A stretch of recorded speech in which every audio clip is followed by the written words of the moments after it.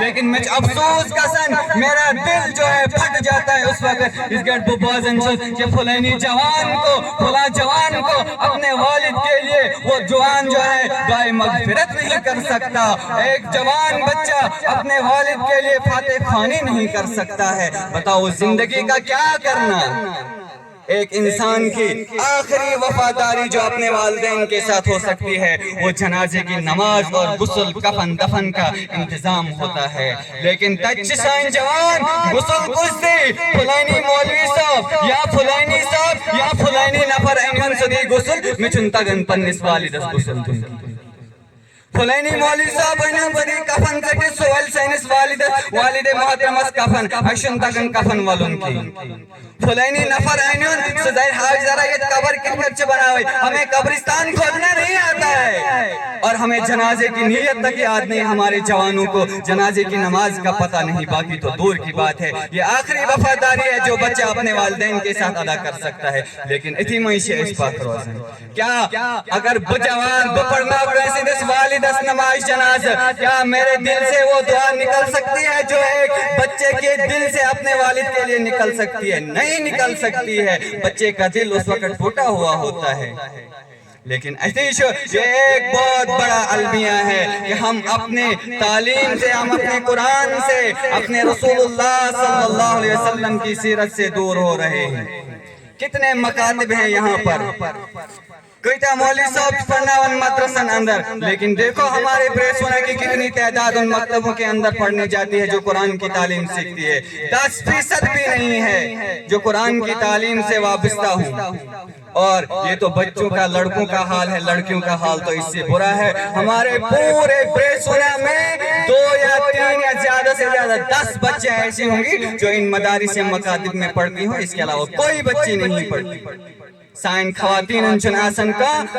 غسل کرن وال، غسل دیون وال، کفن دیون وال، دفن کرن وال، کوئی پتہ نہیں ہوتا۔ بچے ون پرسن، بچے ون تیسی بے انت تکلیف دین، بچے ون مولی صاحب وہیں تو وہیں کت کر چیک اپنی ٹوٹ کت کر چوالن، وہیں تو اتنس کت کر چو آپ تاؤنی مس خواتین، پھر آکے ایک چیز پوچھی جاتی ہے، وہی چیز جا کے دوسری جگہ پہ غسل خانے میں ادا کی جاتی ہے۔ کیا یہی ہمارا دین ہے؟ قل ان کان آباؤکم و ابناؤکم و عشیرتکم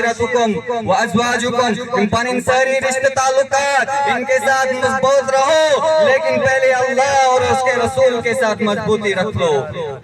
دیکھیں عالمی آج کے آج سارنی بوٹ یہ مولوی صاحب بچار بین مدرسن اندر مسجدن اندر سے مکتب پڑھناون مدارس چلاون، ان کا دائرہ تنگ کیا جاتا ہے، ان پہ تان و تشنی کی جاتی ہے، ان پہ الزام لگائے جاتے ہیں، ان کا خیال نہیں کیا جاتا، ان کی عزتوں کا خیال نہیں کیا جاتا، ان کی آبرو کا خیال نہیں کیا جاتا ہے۔ جیسی تمہیں اپنی عزت نفس ہے ویسے ایک مولوی صاحب، ایک حافظ صاحب کی عزت نفس ہے، بلکہ اس سے بڑھ کر وہ تمہاری عزت کا حقدار بنتا ہے، اس کی عزت کی جائے، اس کی حفاظت کی جائے اور اس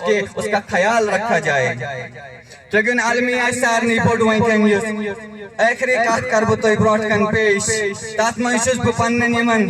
زیٹن تے اگلا شکوا کرن کہ آج تک جب سے میں اس عیدگاہ میں آ رہا ہوں یہ سنتے جا رہا ہوں کہ عیدگاہ کی کمیٹی بنے گی، آج تک کبھی وجود میں نہیں آئی، کبھی وجود میں نہیں آئی۔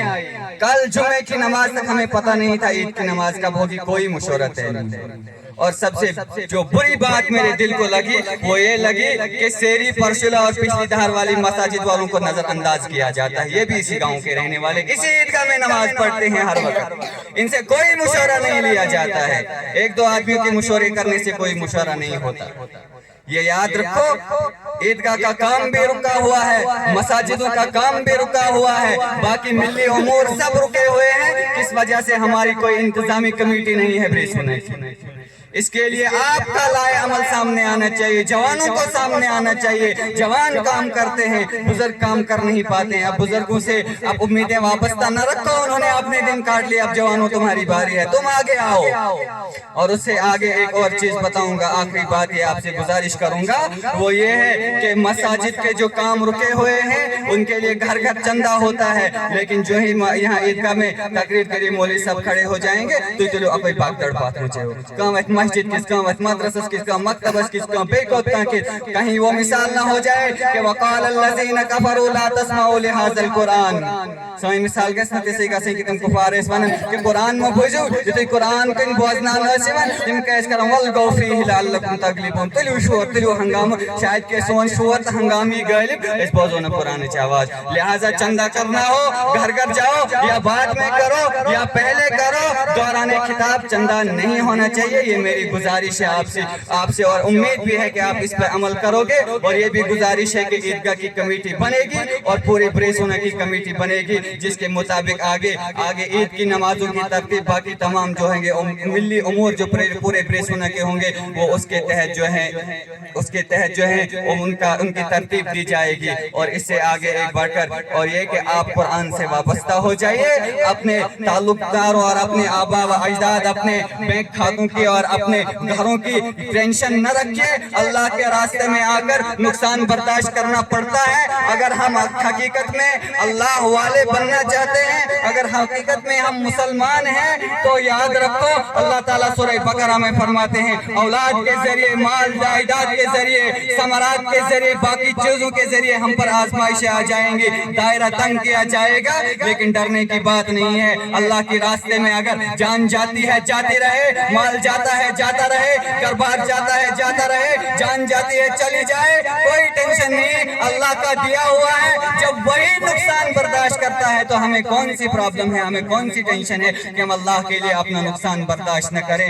लिहाजा मैं गुजारिशें आपसे कर रहा हूँ उम्मीद है कि इन गुजारिशों पे आप अमल करेंगे और इनके मुताबिक हम तमाम मिली उमूर को आप तरतीब देंगे। और हमारे मौलाना साहब से भी ये गुजारिश है कि इन जवानों को खास तौर पे इनको आगे लाया जाए इन मिली उमूर के लिए इनको तरतीब दी जाए इनकी रहनुमाई की जाए और इनको आगे लाया जाए ताकि कौम सुधर सके। वरना हमारा वही हाल होगा कि आज मौलवी साहब जनाजा पढ़ाने के लिए हैं कल ये भी नहीं होगा बगैर जनाजे के कहीं दफना दिए जाए हम लोग। इसलिए अल्लाह रब्बुल इज्जत हमारी हिफाजत फरमाए हमें ईमान पे चलने की तौफीक अता फरमाए।